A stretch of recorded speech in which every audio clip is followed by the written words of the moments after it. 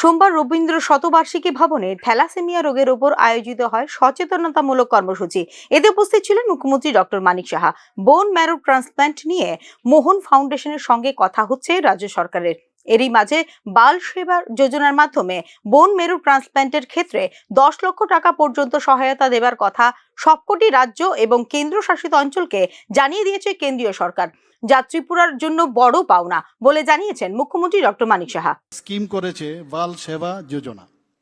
সেখানে বলা হয়েছে যে বোন মেরো transplant is very costly, we know, এবং তার জন্য দেখলাম এখানে প্রায় 10 লাখ করে এই বাল সেবা যোজনার মাধ্যমে ওনারা সেটা এক এক পেশেন্টকে যাদের বোন মেরো ট্রান্সপ্লান্ট করতে হবে তাদেরকে সেই দেওয়ার ব্যবস্থা করেছে এবং তার সাথে কোলাবোরেট করেছে একটা কোল ইন্ডিয়া যে লিমিটেড, তারও এর সাথে যুক্ত হয়েছে।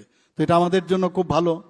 আপনারা সবাই জানেন আমার এখানে প্রায়শ প্রতি বুধবারে আমি বসি মুখ্যমন্ত্রীর সময় পৌঁছতে, এবং একটা বিরাট একটা পার্সেন্টেজ কিন্তু এই বোন মেরো ট্রান্সপ্লান্ট নিয়ে আমাদের কাছে আসে, যে কারণে আমাদের এই উদ্যোগ যে এখানেও কেন বোন মেরো ট্রান্সপ্লান্ট হবে না।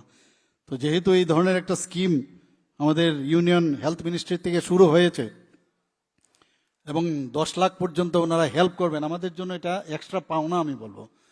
আমি জানি না আমাদের হেলথ ডিপার্টমেন্ট এই বিষয়ে অবগত আছে কিনা, যদি থাকে, এবং কারণ সমস্ত স্টেট এবং ইউনিয়ন টেরিটরিতে সেই ডিরেকশন ওনারা দিয়েছেন, কারণ পার্লামেন্টে আমাদের অনারেবল হেলথ মিনিস্টার সেটা ওখানে ওনার বক্তব্যতে বলেছেন। এখানে থ্যালাসেমিয়ার মতো বিষয়গুলি নিয়ে বিদ্যালয় পর্যায়ে সচেতনতামূলক আলোচনা প্রয়োজন বলে এদিন কর্মসূচিতে জানিয়েছেন মুখ্যমন্ত্রী ডক্টর মানিক সাহা। শুরু করেছেন। ত্রিপুরায় বর্তমানে প্রায় 2858 জন থ্যালাসেমিয়া রোগী তারা এখানে আছে। আমাদের স্কুল ও কলেজ পড়ুয়াদের এখানে দেখছি অনেক যারা স্টুডেন্ট আসছে। আমি জানি ওরা they are not so much attentive, কারণ এখনো সেই রকম ম্যাচুরিটি আসেনি। কিন্তু ম্যাচুরিটি কিন্তু বয়সের সাথে হয় না। যখন এটাকে অ্যাড্রেস করা হবে প্রপারলি, যখন ফোকাস করবে, সেটার গুরুত্ব সম্পর্কে বোঝানো হবে বিভিন্নভাবে, স্কুল কলেজের ভিতরে, ক্লাসরুমে। আমাদের টিচারদের নিয়েও একটা ট্রেনিং করা দরকার। সেখানে যদি তারা যখন বলবে, এটা ক্লাস শুরু হওয়ার আগেই এই বিষয়গুলো নিয়ে আমার মনে হয় আলোচনা করা দরকার। আমি এই বিষয় নিয়ে আমি আমাদের স্কুল এডুকেশনের যারা আধিকারিকরা আছেন তাদেরকে আমি বলবো এই বিষয়গুলো নিয়ে কথা বলা। আমাদের এখানে ত্রিপুরাতে আমরা সবাই জানি যে এখানে যে হিপাটাইটিস তো আছেই, তাছাড়াও এখানে যেটা গুরুত্বপূর্ণ বিষয়, এখানে এখন ড্রাগ এডিকশন নিয়ে আমরা খুব চিন্তায় আছি।